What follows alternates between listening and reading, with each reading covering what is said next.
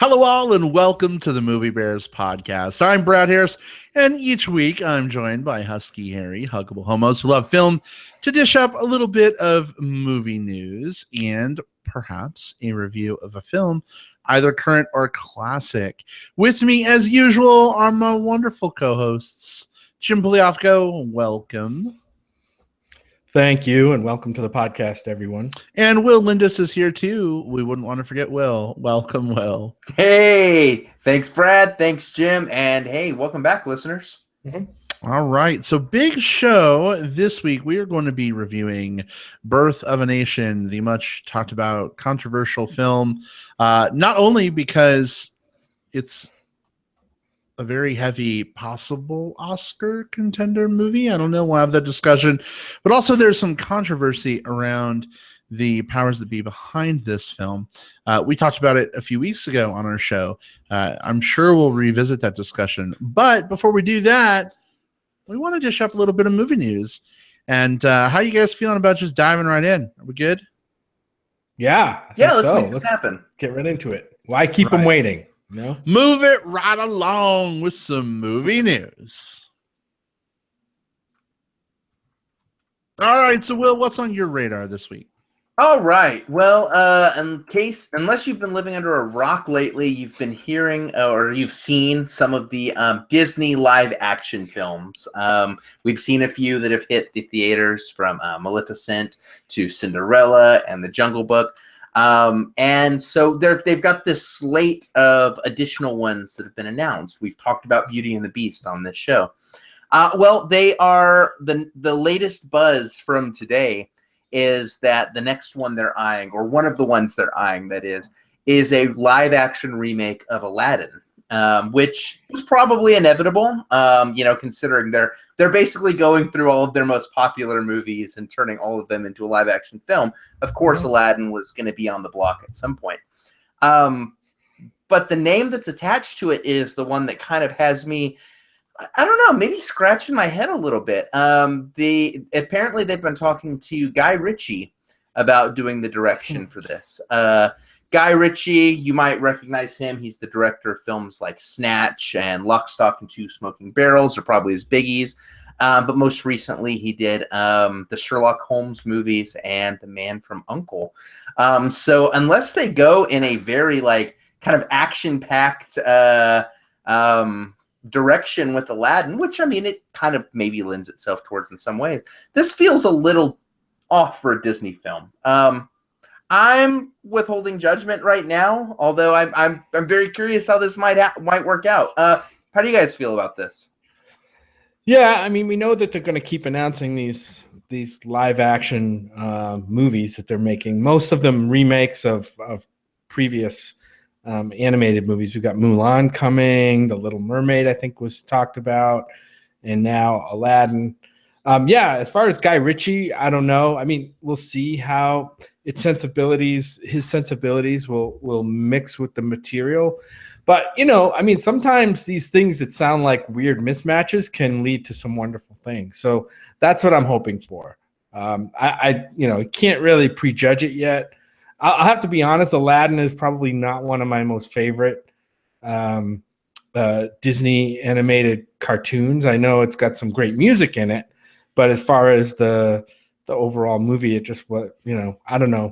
It kind of came later on in my life, so maybe that's why I didn't connect with it as much. But yeah, I'd definitely be interested in seeing what happens with this. I mean, if you think about it, he did The Man from U.N.C.L.E., so we've got sort of that action sort of element, maybe a little bit of thriller fantasy element a little bit, and he did a collection of Madonna music videos. So I mean, if you blend the two together, right? that's exactly Aladdin. It's right. Pretty much what it is, right? So anyway, I mean, I can totally see, Aladdin has a lot of very thrilling action set pieces to it. Aladdin's being chased through Agrabah. He stole food, whatever. He's being chased by guards. There's the whole stuff with Jafar at the end, and Jafar becoming powerful. And so I can see how Guy Ritchie's sensibilities would really be useful sort of in those sequences, especially after seeing a lot of the action from Man from U.N.C.L.E. I could see how that would be, I don't know, I would watch that. my only concern, I guess, is whether, like with these Disney movies, like Jungle Book, for instance, right? Beauty and the Beast is coming up in March. I don't know how musical they're gonna be, based on what I've heard. I mean, obviously we've seen Jungle Book. We know there were a couple of musical numbers, but spoiler alert, wasn't like the original movie where you had all of those numbers sort of thrown in, right? So I'm kind of like, all right, if Aladdin is kind of toned down, maybe we've got a couple of those iconic numbers, I think could probably work. But I mean, if it's a full-on like musical movie, that's where the question marks start. Yeah. I agree there. Like, I don't know if Guy Ritchie, and maybe I'm wrong, I don't know if he has the sensibility to maybe come up to handle like the kind of the lighthearted musical aspects of a Disney film. But if they strip some of that out and then turn it more into a, kid on the streets who gets into the scrap type thing, I mean, that probably is more up his alley. What's going to be hard to reconcile, though, is the other major element of the Aladdin movie is the genie, which not only is potentially going to be a giant weird CGI monster thing, just kind of based on the track record of these live action movies, but I feel sorry for whoever they cast in that role, because the comparisons to Robin Williams, who was, very iconic in that role to begin with, I don't think I have a strong suspicion whoever they cast in that role, they have an uphill climb ahead of them. Either that, or they turn the genie actually into like a little robot with an LED projector and call it good. That would be outrageous, Brad. That would be truly Aladdin and the holograms. Is that what we're talking about? That's where we're going. Yeah. Oh goodness. Well, we'll see. When is Aladdin slated to come out?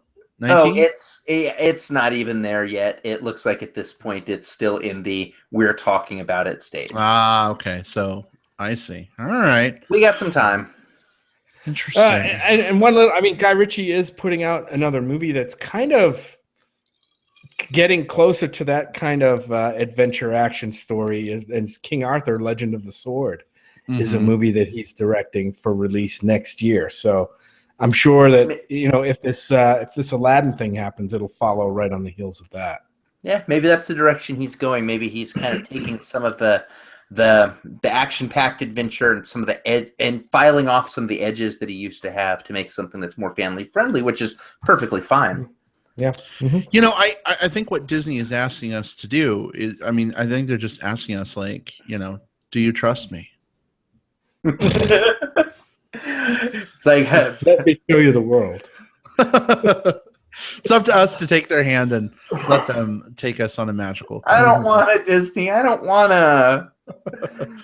In any event, all right. So, Jim, what have you got this week?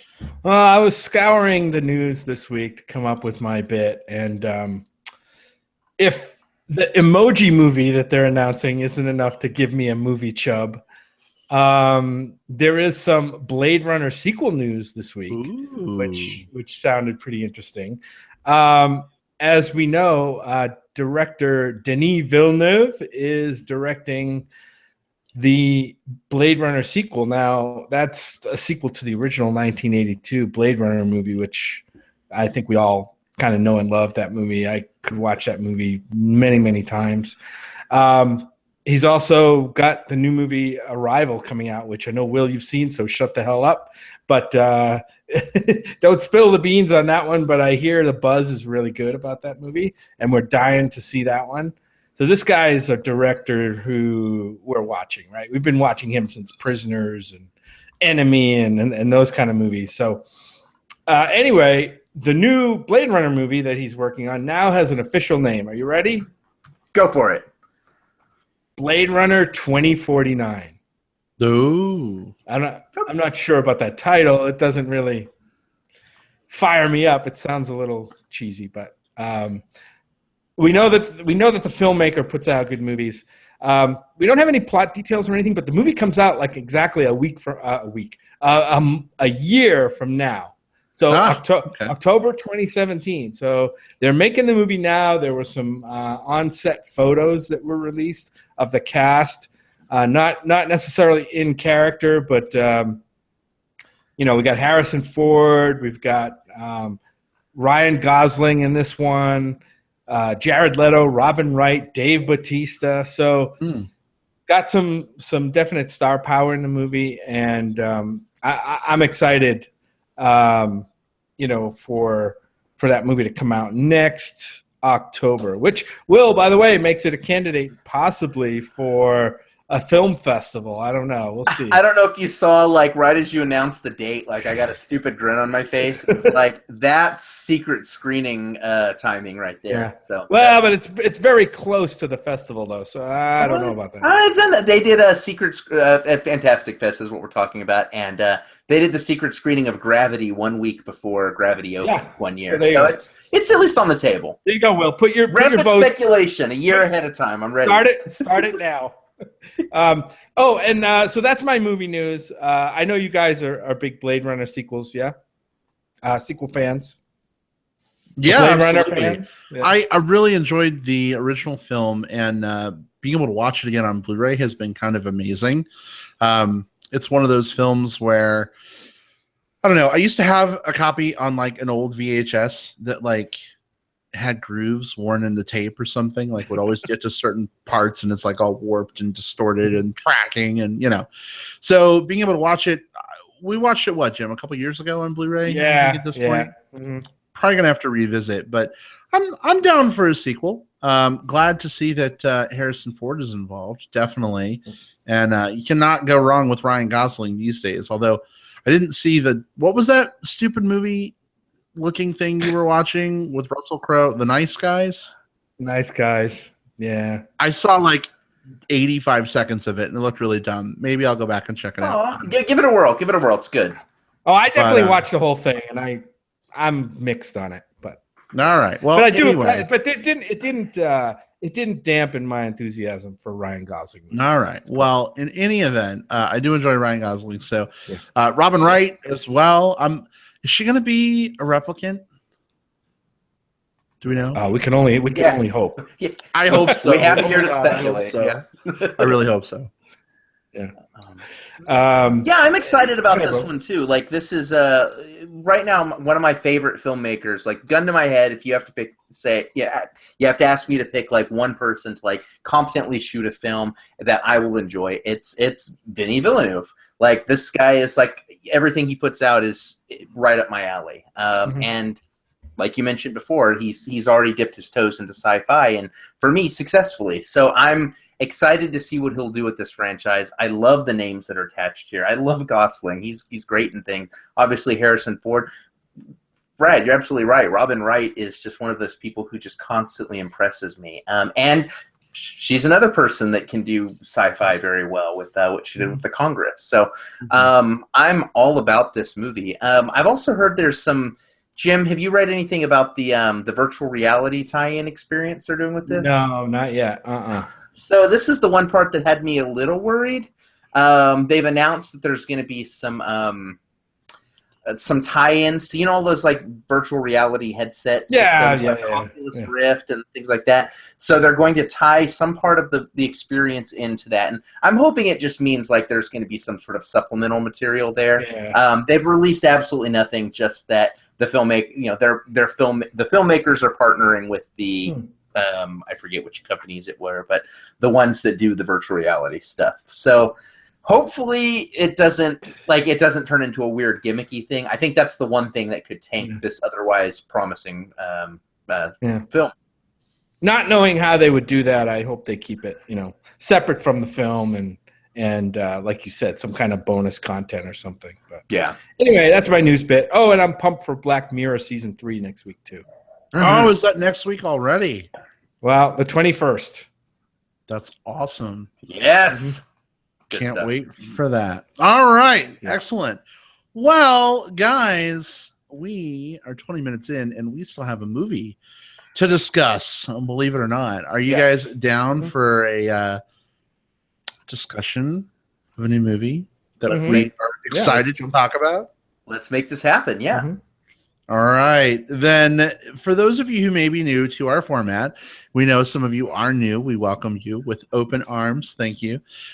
We like to discuss movies spoiler free for a little bit before we get into our full on super spoilery review. So, if you haven't seen Birth of a Nation yet, maybe you're on the fence, especially given the controversy. We'll definitely give you some advice from our perspective. Take it for what it's worth. And then give you fair warning before we go into spoiler territory. So all that said, you don't have to step away quite yet if you haven't seen the movie. But here we go, our discussion of Birth of a Nation.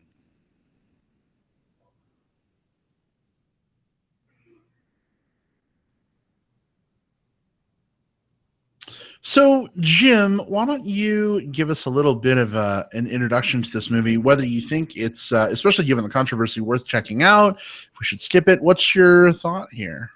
Well, I mean, there's a lot to talk about with this movie, even more than the movie, but we'll start there at least. This Birth of a Nation is the historical dramatization film of an event called the Southampton Insurrection, which was a violent slave rebellion that took place in Virginia in 1831. The story in the movie focuses on the life of a character, a guy named Nat Turner, who was a literate slave and a preacher, Baptist preacher, and he came to be the leader of that rebellion. So this movie is about his story, how he came to be the leader of this violent event in our history. So this movie was directed by, written by, and stars Nate Parker in the lead role. But it also stars names like Armie Hammer, Jackie Earle Haley, who was from the Bad News Bears, Kelly Leak from the Bad News Bears a long time ago, a new actress named Aja Naomi King is in this movie, who I think does a really good job. Bottom line is, speaking about the movie, and we'll get into some of the other stuff too a little bit. I kind of like this movie. I thought it was a pretty gripping narrative telling of what's probably a very little known, real historic event. I mean, to the point where I went out after the movie and wanted to do some research and find out, hey, what was this thing really all about? And maybe that's where some of the trouble comes up, because, when you read about it and you see some of the things in the movie, you start wondering, hey, how much was this? It's the same thing with any historic movie. How much was this embellished? How much did they change the characters? Did they throw events in for drama reasons? And we'll talk some about those. But the movie itself, I thought, was a fairly straightforward, conventional narrative, right? There was nothing really out of the ordinary with respect to the storytelling or the filmmaking, no bells and whistles, gee whiz stuff. We weren't even really anything in terms of flashbacks or anything like that. It was pretty straightforward, kind of this is how it unfolds. And that probably holds the film back a little bit too from being noticed for its filmmaking. But I think with a first-time major filmmaker, I think there was some kind of a safe path followed in terms of how the story was structured. So I think the movie is nothing special, but I think it's solid. There are a few issues with the movie, and we'll talk about maybe some of those in spoilers, twists to this historical record or additions. Maybe the treatment of women in this movie and women, how they were portrayed in this movie, even though most of the women in here were women slaves, but that aside, there was still some issues, I think, with how they were treated in the movie. The portrayal of some of the villains or plantation owners in this movie, I thought, bordered on the cartoonish in some ways. But bottom line, I'd still recommend seeing this film. I think there's a lot of discussion going on, a lot to talk about. And I think it's worth the price of admission. Unfortunately, I don't think a lot of other people are seeing this movie. This movie ended up finishing 6th on the weekend box office, behind Storks and behind The Magnificent Seven, which has been out for 3 weeks and wasn't going that strong anyway. So yeah, not doing so great. I'll let you guys talk about it a little more, because there's probably a lot more we can talk about. So, I mean, in terms of box office and performance. I've actually heard from several people who were initially interested in this movie and have decided not to go see it. In fact, when I admitted that I was going to go see it, they're like, "How dare you go see this movie?" So I'm a little puzzled by that. There's this rape controversy around Nate Parker, and there was an incident that happened way back when, and he was acquitted of all charges. And unfortunately, the young lady that was involved in the incident committed suicide back in 2012. So, who knows what really happened? Hard to say. But a lot of folks are very upset because this movie features some elements of sexual abuse and some other things going on. Yeah. Sexual violence, going beyond just the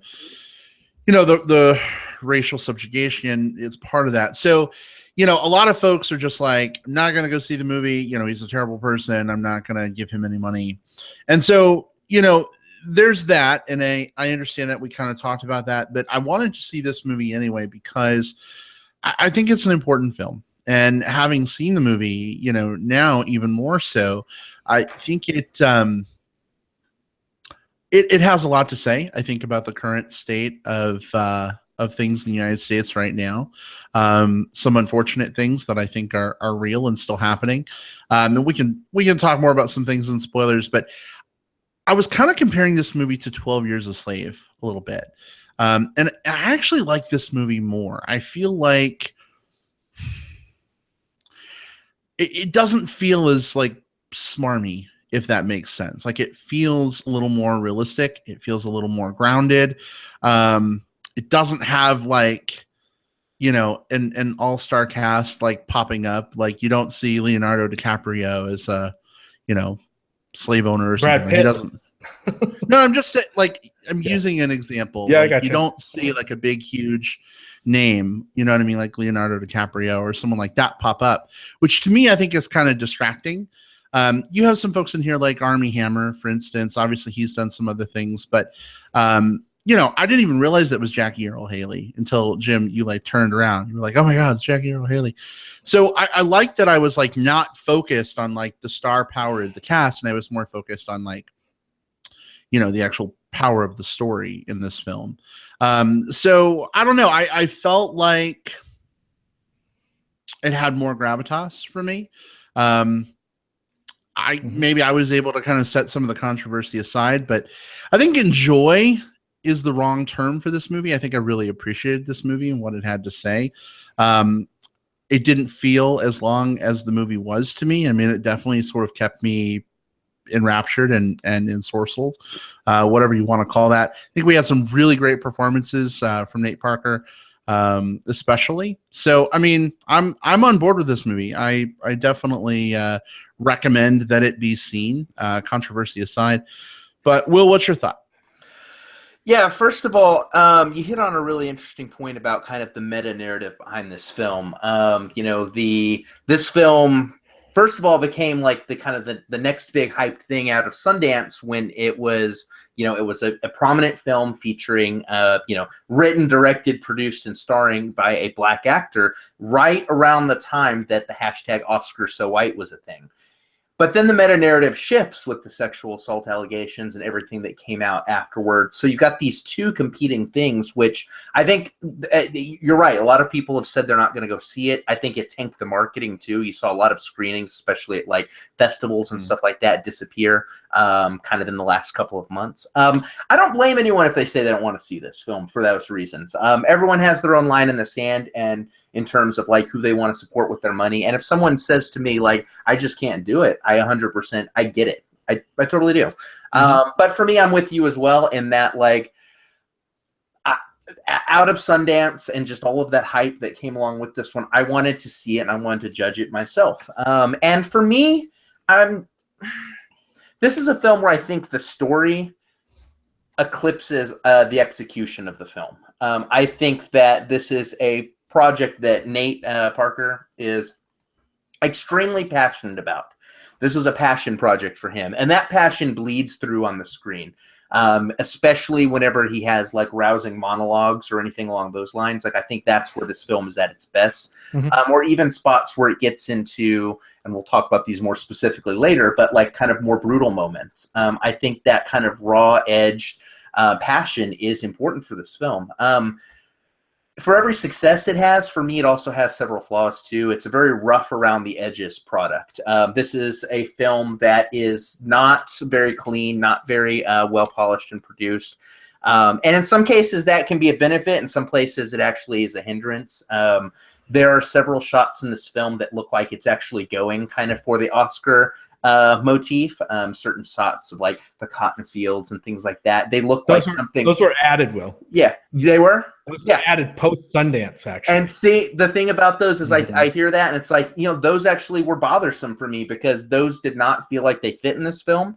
They felt like they belonged in another movie. Instead. Like a Terrence Malick's version. Yeah, or you know, a quote unquote Oscar movie. You know, So this film, it's not a great film. I hesitate to even call it a good film, but it's not a bad film.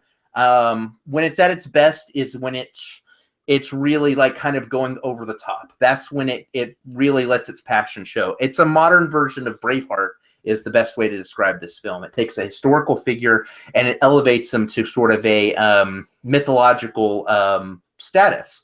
And that works really well. It's just whenever they slip away from that and they get into more of like what it's like on the plantations or just kind of the more day-to-day interactions or some of the shots like that you mentioned were added after the fact. Those don't hold up quite as well. So should you go out and see this movie? Based on the merit of the film itself, I can't strongly recommend it, but if you're interested in the subject, I think it has enough going for it. And again, it does have that passion, which is so super important, that I would say if the subject matter itself interests you, give it a whirl. Don't like let all of these other factors you know, get in the way. If you're interested in the subject matter, see the movie and judge for yourself. Yeah, when all the allegation stuff happened around the writer director Nate Parker. Yeah.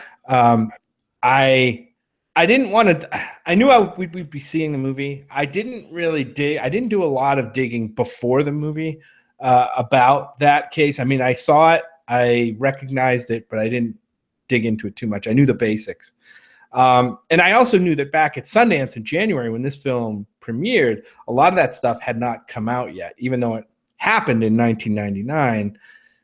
There's some machine that kind of put that out there and it kind of fed on itself. But when this movie came out at Sundance, it got like a double standing ovation at Sundance. It was like, oh my God, forget Oscars so white. This film's going to sweep the Oscars next year. And since then, with the story coming out, and also at Sundance, a bidding war broke out for this movie. Yes.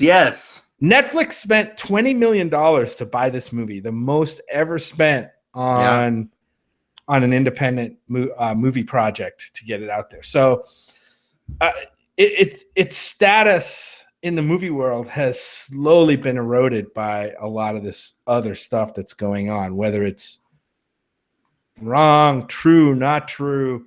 Mm-hmm. It's just a big cloud of, gunk around this movie that's weighing it down. You're right, Will. It probably hurt the marketing and all that stuff. And of course, we got people or listeners who say, hey, I'm not going to see the film because I think this guy so-and-so and so-and-so. Same thing happened with us. We didn't go to see Ender's Game. Yeah. Ender's Game, right? Because of the writer. It wasn't even the filmmaker in this case. It was the writer of the book. So, yeah. So, I mean, these things can happen. It's unfortunate. In this case, it's kind of weird because it does kind of play off some of the themes in the movie too, and we'll talk about those a little bit. Yeah. Well, guys, how do we feel about moving into spoilers at this point? I feel a little hemmed in. I don't know about you guys. Are we ready? I feel like we've gotten the major points across, and yeah, I'm ready for spoilers. All right, so spoilers for Birth of a Nation are officially fair game. If you haven't seen the film yet, now is your time to step away for 10 or 15 minutes and then come on back for plugs. Otherwise, you listen at your own peril. Where do you guys want to start? with spoilers? Well, I guess we can start by, some of the more, well, you talked about some of the more bright spots in this movie being parts where they were very passionate monologues, I guess. Yeah. Nat Turner was a preacher. He was very literate in terms of his scriptures. And it was interesting how I thought it was interesting in this movie how the Bible was subjugated for the purpose of keeping the slaves in line on these plantations. So they trotted Nat around to these other plantations to kind of lay the word of God on them and keep the fear of God in them to kind of stay in line for the plantation owners, because the plantation owners sensed that there may be an uprising. This was not the first uprising that ever happened, slave uprising. It wasn't the last. So these things happened, and plantation owners were using the Bible in a way that I didn't realize, and I thought, props to the movie for pointing that out to me. Wait a second. Hold on. Religious people use the Bible in like crazy self-serving ways. That happens to keep the downtrodden and less fortunate in line. Yeah, we've seen this, like not only obviously in this context here, even going through the civil rights movement, you had a lot of the same arguments that are made in this film just 100 years later, being put into like why Black people shouldn't be allowed to vote, or why they should be segregated, or all of these different things. We even see it in our lives. We've seen, religious passages used as reasons why we shouldn't be allowed to marry as gay people. So right. It is it's certainly something that we can relate to. And what I liked so much about it was I feel like, just like everything else was a little rough around the edges for me, so too was Nate Parker's performance. There were parts that I thought were stronger than others, but I think when he was really in his element was when he was giving those speeches, when he was doing his sermons. I felt like, especially whenever he got to sort of do that, he did the thing a couple times where his voice would kind of rise up and get this very strong, like vibrato thing to it. Like those were his money shots. Right. Yeah. And I love that there was one scene where, he's supposed to be using the word of God from the Bible as a way of like keeping these people in line. But what he did was he smartly turned those words around, right? The other edge of the sword, to kind of empower them and give them a little bit of hope and say, hey, these people who are not as many words, but these people who are oppressing you are against the word of God. I love that one scene. I thought that was really powerful. Well, and what's interesting is that the slave owners didn't pick up on what he was doing. Well, I mean, right. At one point, they're, he's preaching to this group, and they're all, standing out in front of the house. They're all cradling hurt arms and selves, and obviously they're all starving. And Nat is giving this thunderous speech about raising up a sword to the, to the heavens and striking with the fury of God's own thunder. And I'm like, if I'm a slave owner standing behind this preacher, seeing all these slaves going, yeah, amen, rah, I'm probably going to be a little bit scared. But these guys, you got to remember, in the context of that scene in the movie, one of them was drunk out of his mind, and the other two weren't the brightest bulbs in the plantation owner circuit. Right. You know what I mean? They were. I don't even think they probably even knew, what he was saying at that point. Mm. At least in the context of that scene, maybe other plantation owners, some of the other guys may have picked up on that, but those two guys in particular, those two hillbilly dudes, they were pretty roughneck. Yeah, but if the point is to mollify the slaves and get them to calm down, don't you think even if you're drunk or a hillbilly, it would be alarming to see them getting more riled up than they were when he arrived? I will say I'm with you on that, Brad, in that I can justify around it quite well, kind of what Jim is saying. But I did, while I was sitting in the theater, think oh man, Nat's in trouble now. And then just like it went to the next scene. It didn't. So It didn't. There was a little moment where I was just like, there was this like tension that built up, and then it just kind of went nowhere. Yeah, it would have been cool to have a scene as they were riding away. They could have cut to a scene where he was riding away, and Armie Hammer goes, "What the hell were you doing back there?" You know what I mean, or something like that. Mm-hmm. So at least it was recognized. But and that would have maybe helped. Like one of the things that kind of happens with Armie Hammer throughout this film, if you kind of look at his arc, is. I hesitate to use these words. There's no way to use them correctly, so forgive me. He starts off as kind of the air quotes in the air, nice slave owner, and he slowly kind of lets his colors show. In that, compared to all of the other slave owners that they visit, he seems much more reasonable, much more accommodating. But at the same time, he's still a slave owner, and he's still doing these despicable things. But the kind of the, using wrestling terms, like the face heel turn to me was very abrupt comparatively. Yeah, I thought it was really You could have easily put something right in there along those same lines just as they're riding off, just like him maybe glowering at Nat a little bit or something like that. Maybe where it's just like the first couple seeds of like, man, I'm going to let this guy have it soon. I don't know.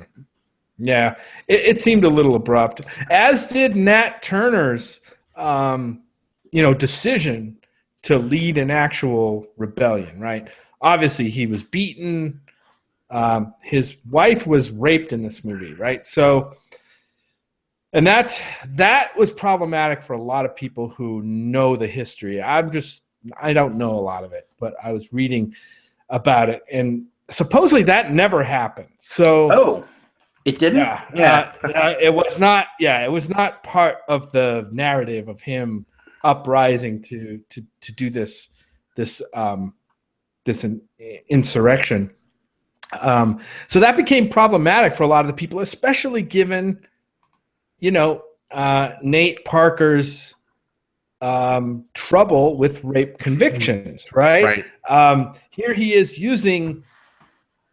It's weird that a person who was charged but then acquitted of violent rape against women is using rape against a woman as a motivation for a character in his film for an uprising, and that, God, I don't know how to even weigh that out, but unless there may be a part of history that I'm not getting from what I'm reading on my sources, but I don't see that rape of his wife was part of it unless it's in some other account. Whew. Where to even unpack that, right? Like, I don't even know where to start on that. Yeah. I mean, it's one thing. I mean, rape is. I mean, just look at fucking Game of Thrones, right? Spoilers, but I mean, rape is used as a commonplace tool for, engendering like feelings of sympathy or like just action and righteousness and revenge. And so, I mean, that's nothing new. We've seen it in movies and TV shows time and time again. But yeah, there is something really weird, and he was acquitted of the charges. Again, who knows what really happened? I can't say, right? But especially given the controversy around the film, that did kind of pull me out a little bit and kind of sit very, very odd with me. Especially when it's not needed. Like, I mean, there are certainly stories. Well, it was happening. Well, there are. There are two rapes in the story that propel this character toward violence. The violent one on his wife, and then the other violent one that happened kind of behind closed doors of his friend's wife. Right. Right, and that's the thing. Is like I feel like rape is one of those things as a story tool that like you have to be very careful and use it. You can tell. I'm not one of those people who believes there's such thing as a taboo topic for film. Tell the story that you need to tell. Go to transgressive or difficult territory if need be. But again, if you're going to utilize that tool, you have to know all of the weight that tool carries. In this case. Did we need to have rape as a motivation when we had the other rape that you mentioned, all of the violent acts, just the oppressiveness of slave life to begin with? If it wasn't historically accurate, and I didn't know that beforehand, if it wasn't something that was part of the actual story, then it feels like that's that you could probably not go that route. There's probably enough ways to motivate that character without it. You can use, I don't know, the things that actually motivated the person in real life. Like, I don't know, slavery and tyrannical slave owners. It just seems to take it kind of that like 3 steps too far in a weird direction that, I mean, I guess it pushes the tension. It pushes maybe the connection to his motivation, but it's just bizarre. Hey, so we could spend a lot more time talking about that, I'm sure. But I just put 2 and 2 together on something. I was pretty sure I was right.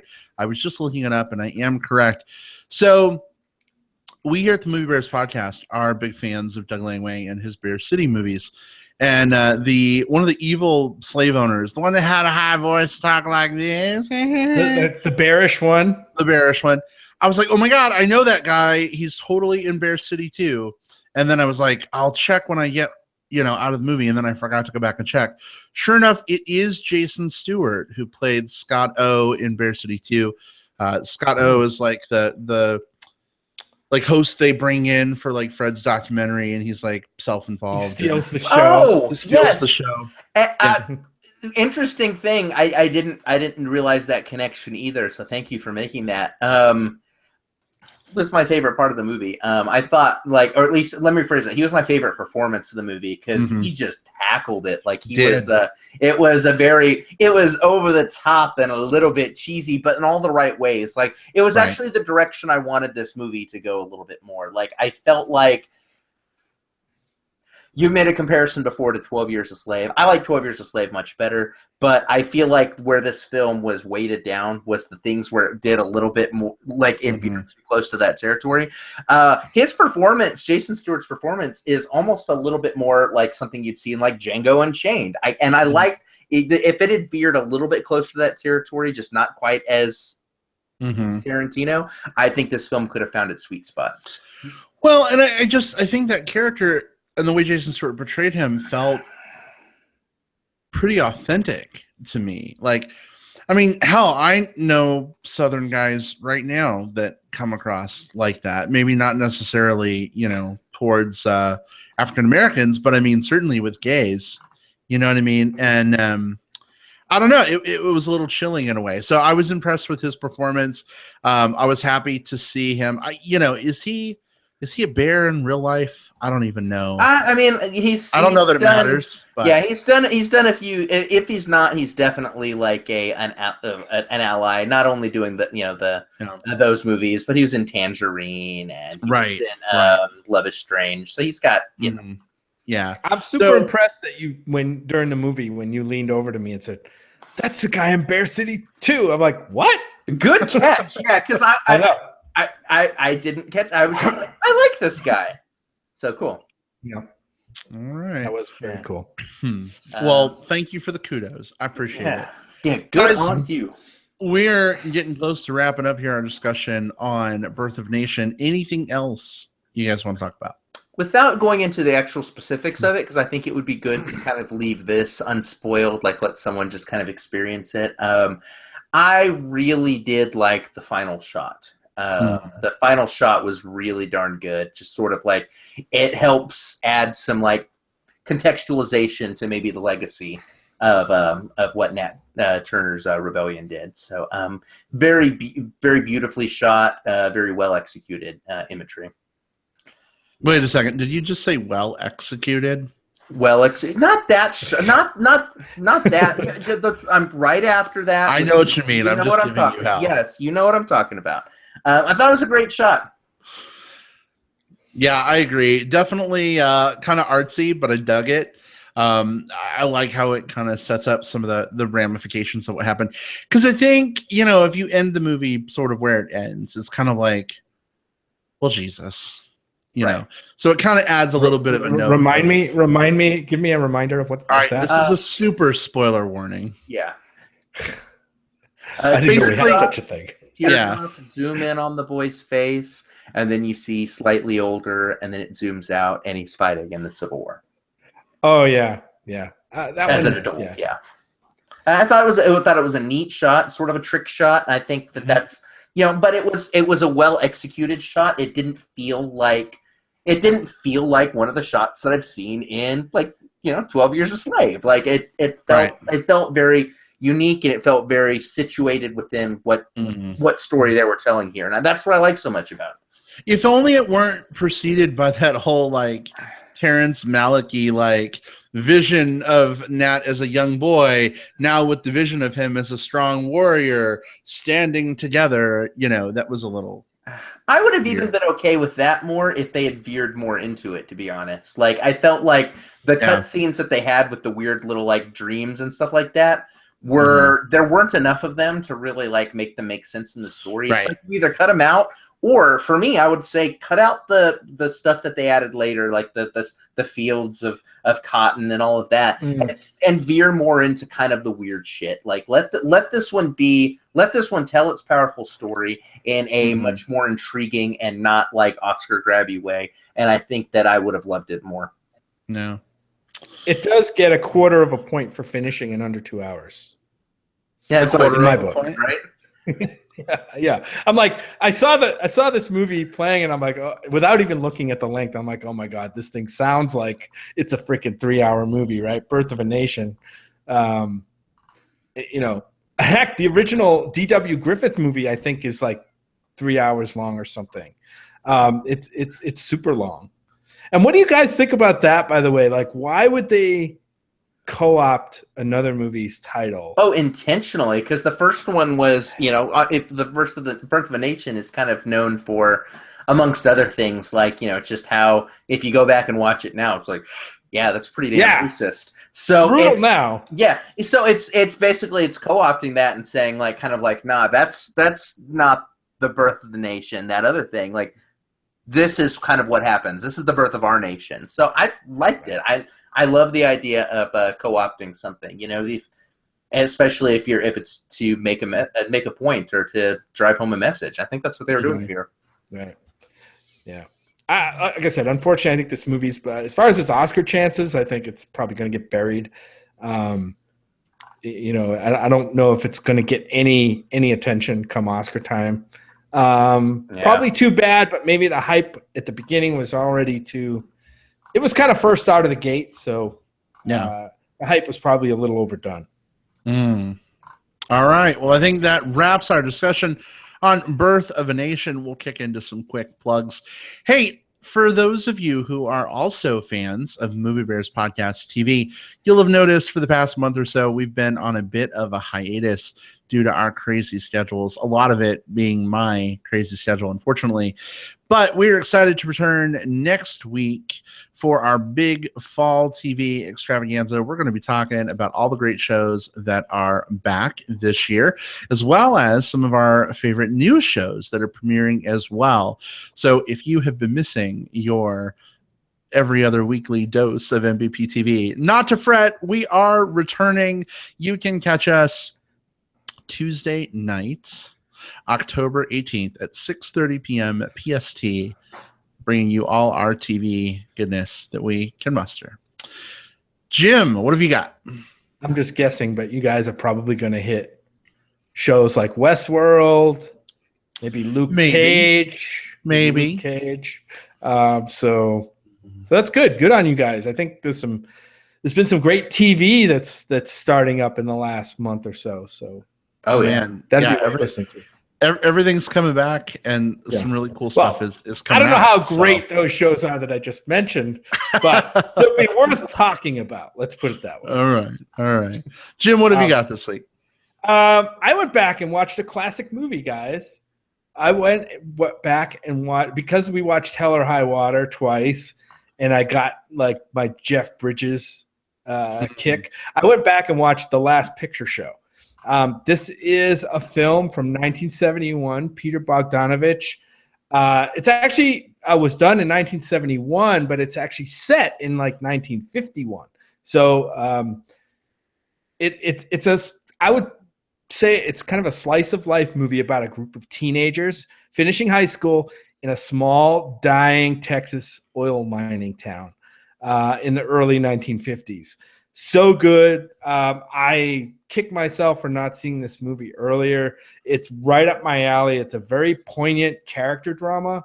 I loved a lot of the characters in this movie. Some great performances by actors that you guys that we know, right? Cloris Leachman is fantastic in this. Of course, Jeff Bridges, Sybil Shepherd is in this movie. A guy named Timothy Bottoms, who's I'm not sure if he's still around. And his brother Sam Bottoms, and no jokes, bear jokes from you. Not a one. They all give great performances. This is a movie. It's out there right now on iTunes for rent. I recommend people who haven't seen this movie. It's your film repertoire is not complete until you go out and see this movie. This thing won 4 Oscars in 1974, including Best Picture, I think Best Supporting Actress for Cloris Leachman. Just a fantastic movie, and I'm probably going to go buy it now. That's a really good one. I think sometimes if you're thinking back on kind of classic film, some of the films that you've heard and that you should watch, sometimes they feel like homework, like right, like it's like, oh, I've got to watch this like 3-hour movie from like 1965, but everyone's saying it's really good. No, this is actually a really good one that once you start watching it doesn't feel like homework. So yeah, good pick. Mm-hmm. Awesome. All right, well, close us out for Brooks. I'm going to go with kind of the opposite. I'm going to recommend a film that I think only like 1 or 2% of people will probably dig, but I think those 1 or 2% of people are going to love it. The rest are probably going to think, what the hell was this waste of time? And that's okay. I love films that know exactly what they are and veer strongly into them. This film is called The Greasy Strangler, and premiered at South by Southwest. We didn't get a chance to watch it then. It was at this last festival, and I didn't get a chance to watch it then. But hey, it just released on video on demand this last week, so you can rent it for like $5 or $6 on Amazon. And it's the story of this father and son. And they get into this competition over this girl for love, but also one of them might be kind of the greased up, oily murderer who stalks the streets at night.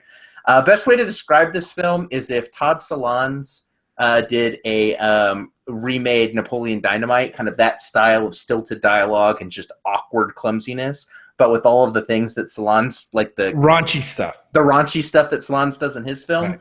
If you hear those things and you're excited, which again is probably like 1 or 2% of people, you should watch this. It is weird and it's bizarre and it's not always good, but it's always interesting. If those things don't interest you, by all means, skip it. This is not a film for everyone, but it was definitely a memorable experience. Yeah, it's on VOD now. It actually premiered at South by Southwest. We did not get to see it, and then got a second crack at it at Fantastic Fest. I missed it both times. That's what I was saying. We didn't get a chance to watch it at South by. I didn't get a chance to watch it at Fantastic Fest. It was like it slipped through it got greased up and slipped through my fingers. Slipped through, yeah. It's so greasy. All right. Well, there you go. Well, guys, that wraps us up for this week. Thanks everyone so much for tuning in as usual.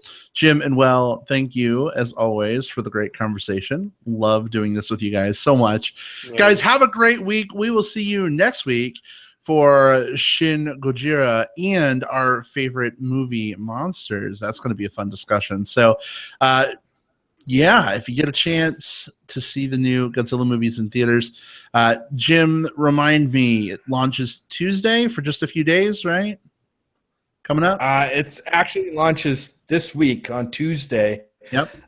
Through the end of the week. It's only a 1-week engagement pretty much everywhere. So, guys, if you want to see the new Godzilla movie on the big screen, you just have this week to do it. So do it. Go out and do it, and then join us in the discussion next week. There you go. All right. Limited opportunity. Make hay while you can. Have a good one, everyone. Take care. We'll see you. Bye. Bye. Bye.